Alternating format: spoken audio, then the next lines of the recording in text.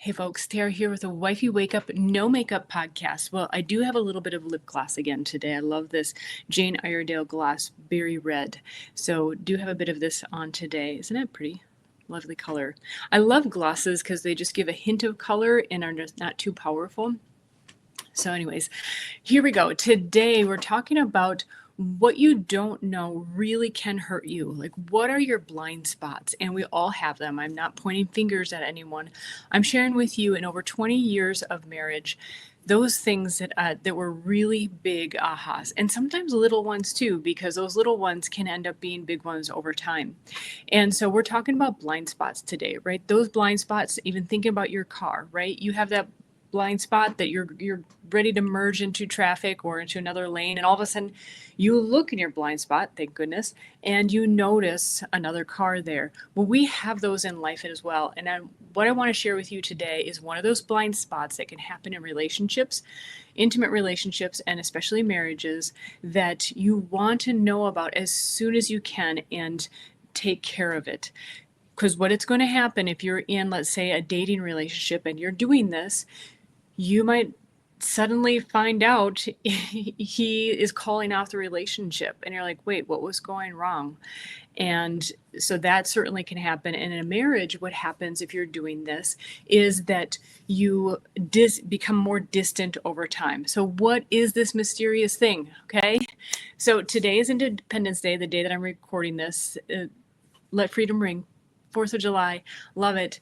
And I'm so grateful for the country that I live in. And I could say so much more, but I'll leave it at that. And it got me to thinking about independence and what does that mean in relationships. And I have about 5 topics we could talk about, but I'm going to stick to this one, which is, are you the generation of woman, probably around my age and younger especially, I'm the earliest millennial, my age and younger, where you were taught be a strong, independent woman. Okay, sandwiched in the middle is that word independent. And that I can tell you from years of marriage, striving to be independent, if you have that program in the back of your mind, is not going to help your marriage at all. Okay, so hear me out here, because this is how I learned about this. So those of you who are my age and younger likely grew up with this mantra basically recited to you, and you were taught to compete with the boys, right? Whether it was math class or out on the soccer field in gym class, we were taught that, do you know the song, anything you can do, I can do better? I heard that just kind of even similarly in passing. It was just almost like it was background music in the environment growing up. That's actually from a very old musical from the 1940s. And it's very interesting. Look it up sometime. Very interesting. Basically, the song is, anything you can do, I can do better. It just goes through a whole litany of things. A woman who is a sharpshooter is competing against the man who she's falling in love with. Won't ruin the end for you, but this happens all the time in relationships these days, because yes, we as girls were taught to compete with boys and basically just put it in their, shove it in their faces. But no one, whether you're in a relationship or not, no one enjoys someone shoving it in your face, right? That they can do something better than you, whether you're in a, it's worse actually when you're in a relationship. It's like an extra snub, right? And so why would we want to continue that? And especially, why would we want to have that in our relationships? And so this is really just such a big heads up. So I'm going to create an analogy here, because honestly, I totally did not see this for a long time, even after my husband pointed out. And fortunately, my husband's one of those people, like, if something, rubs him wrong, he not only will be like, hey, that didn't feel good, or I don't like that, but he will specifically name what is going on. And I'm really grateful for that, because there's nothing worse. Well, there's probably a few things worse, but there's hardly anything worse than someone saying, hey, I didn't like that, and they can't specifically name what's going on. But fortunately he can, and this is great insight for you through this as well.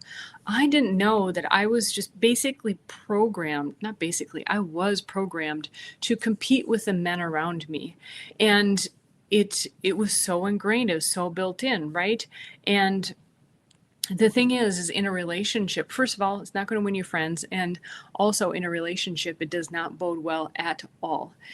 And like I said, what happens if you're dating? Soon he loses interest and he might just even ghost you. He's like gone. Won't even, maybe he doesn't even know how to communicate what happened, why he felt beat down, and what he was feeling over time. And in a marriage, like I said, it will just distance you. You'll find him getting more and more distant, and you'll probably feel less and less attracted to him because you are, when I say you, just know that I'm talking about me. Like this happened and I did this as well. And thankfully I realized it and have been able to largely correct it. I mean, I have to be ever vigilant, because how we are raised, how we are brought up is our programming, right? And I just want to share this with you before it becomes a major issue, obviously leading to divorce. Maybe you're already kind of in that separation, like, why am I no longer attracted to him? Because you're looking down on him. Literally, when you're competing, you're looking down on him, and that's not attractive to a woman about a man. And he's just like, yeah, I'm done with that competitive and competing and criticism. So it's kind of like this, and this may be rubbing you wrong, but just take this analogy here. This also helps to kind of soften the feelings. I know it can feel like, why does it have to? Anyways, so I lived in Brazil for a year, and one thing that I quickly noticed is that they honk their horns in traffic all the time. Okay, all the time, and they will honk to ask to merge. They will honk to say thank you. They will honk, of course, when they're coming up to an alley to signal that someone's coming through. They'll honk, of course, to say that they're upset. I mean, but there's just like every reason for honk. There's a beep, there's a beep beep, there's a beep beep beep. And it's just, you hear it all the time. And as someone who, first of all, didn't live in the city, and second of all, it's just a different environment, it's really like very stimulating. And I equate that similarly to this situation, women being taught subconsciously in a lot of ways to be competitive with men. It's like that beep beep to a man. Imagine that Brazilian moving to America and not living in a big city where honking horns is fairly quite common, although not as much as there, but maybe just more of a mellow city, and they don't know the cultural difference, right? And they're just going beep, beep, beep, beep. And whether it's a signal to be able to merge or a thank you, here in the US, it's pretty much always like, move your butt, get out of my way, I'm upset with what you're doing. It's rarely, or if ever, a thank you, right? And so imagine being on this Brazilian driving in the US, and they're acting like they're in Brazil, and they're getting flipped off and they're getting cut off in traffic because they're acting in that manner. They have customs that they were taught in their native country that don't apply here. And so similarly, so many of us women who grew up in an environment, we were taught to be the strong, independent woman. And that just does not jive. It just does not work well when you're striving to have an interdependent, a fully 100% person marriage where you are totally united. There's no independence when you are totally united and married. And again, just giving you the big heads up before the symptoms start showing up. So to wrap up, again, just be aware of the competitive spirit. For sure, having fun and being playful, that is totally okay. But when it comes down to competitiveness, I can do this better. I got a better score. I earn more money. I do this. I do that. It is death to your relationship. And it's not that women need to lower themselves or see themselves as less.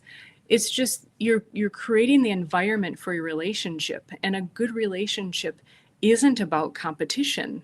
It's about love. It's about mutual help and respect and working together. And competitiveness is like the epitome of not working together. A team imagine a baseball team or a basketball team. They're not competing against each other. They're all on the same team, headed in the same direction with the same goal, right?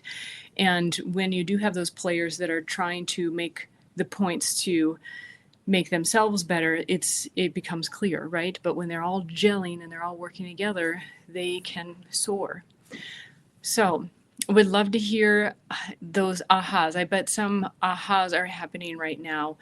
And know that I say this with so much love and care, because there's so many relationships that are really being torn apart because of this programming that so many of us women grew up with. And now that you're aware of it, you can monitor yourself. You can have a conversation with your husband and ask if that's something that you do, because there are men, there's people who maybe they feel like, oh, that didn't feel good, but they can't really name what it is, right? And so if you open the conversation with your loved one, hopefully that can take you to new levels of your relationship and unravel some issues that you've been having that you didn't know where they were stemming from. So have a wonderful day. I look forward to hearing from you all. Please like, subscribe, share this with someone who came to mind as you were listening to this, and with the intention of helping, not sticking it to them. But I would love to hear your success stories too of how this has helped you. Take care, everybody. Have a wonderful day. Bye-bye.